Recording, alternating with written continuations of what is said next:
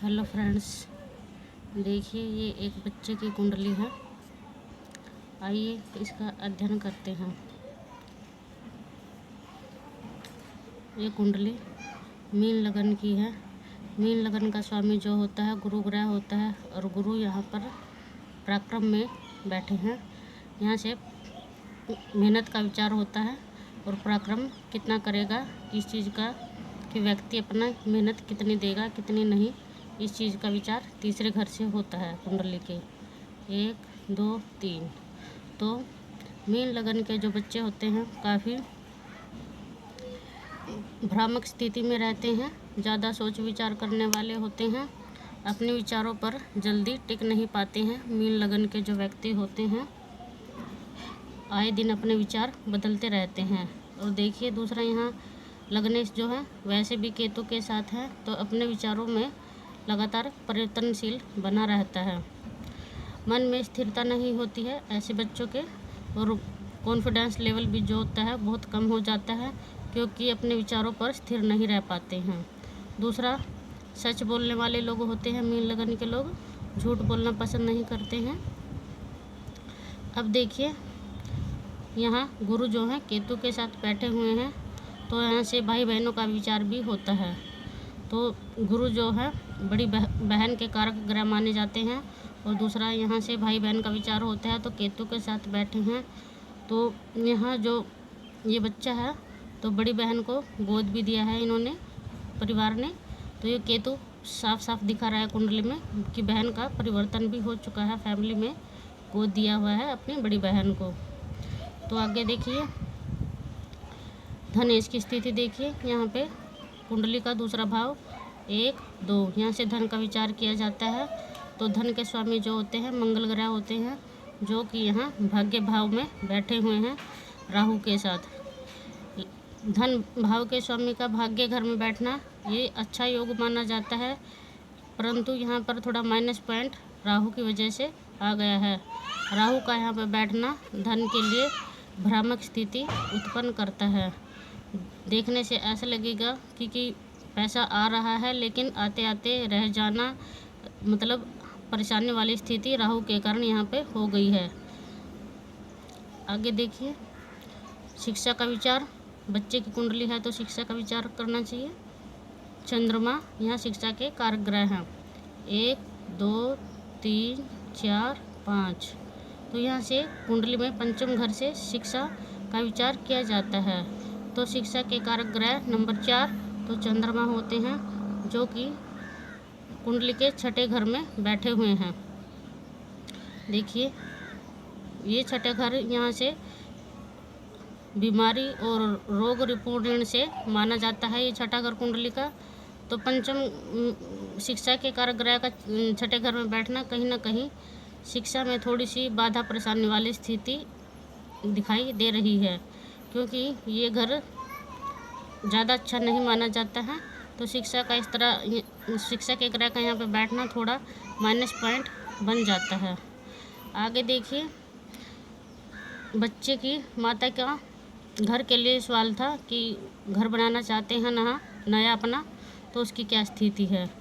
कुंडली में घर का विचार यहाँ चौथे घर से किया जाता है 1, 2, 3, 4। तो तीसरा घर जो यहाँ पे नंबर 3 लिखा हुआ है, तो बुध यहाँ के फोर्थ घर से घर का विचार होता है। तो नंबर 3 लिखा हुआ है, तो बुध देखते हैं कि बुध कहाँ पर है। तो बुध देखिए अष्टम में चले गए हैं, शनि के साथ विराजमान है।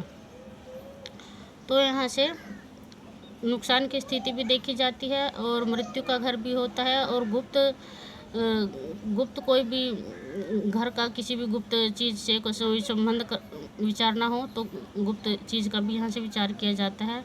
दूसरा, चतुर्थ भाव के स्वामी जो घर का होता है बुध बैठे हुए हैं यहाँ पे, और शनि के साथ बैठे हैं।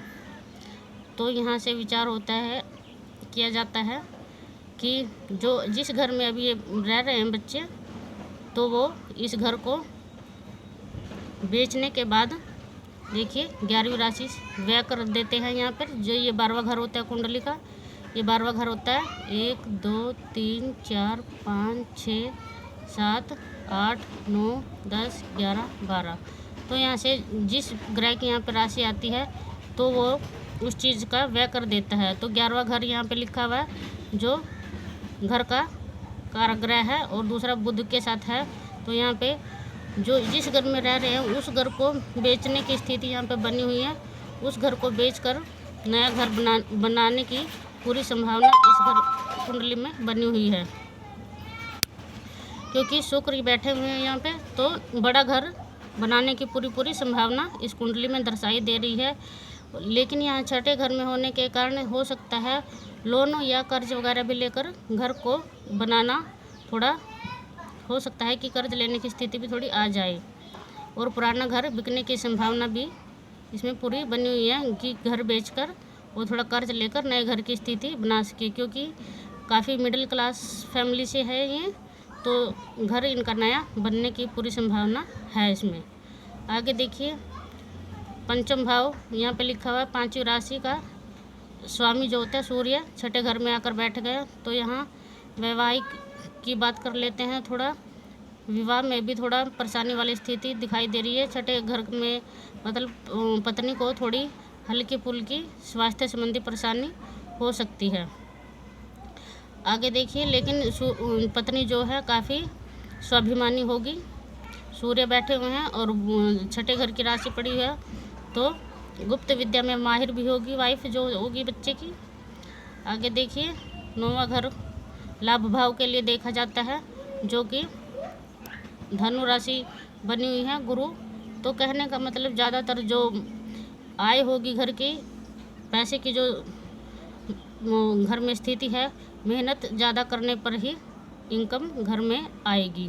दूसरा देखिए, आय भाव का स्वामी शनि होता है, जो कि 8वें घर में बैठ गए हैं शनि जी बुध के साथ और शुक्र की राशि में। तो ऐसा ही काम पिता का है जो कर रहे हैं, जागरण वगैरह करते हैं वो माता के। तो ऐसी ही स्थिति है कुंडली में, लेकिन आय की स्थिति कम है, ज़्यादा पावरफुल स्थिति नहीं है।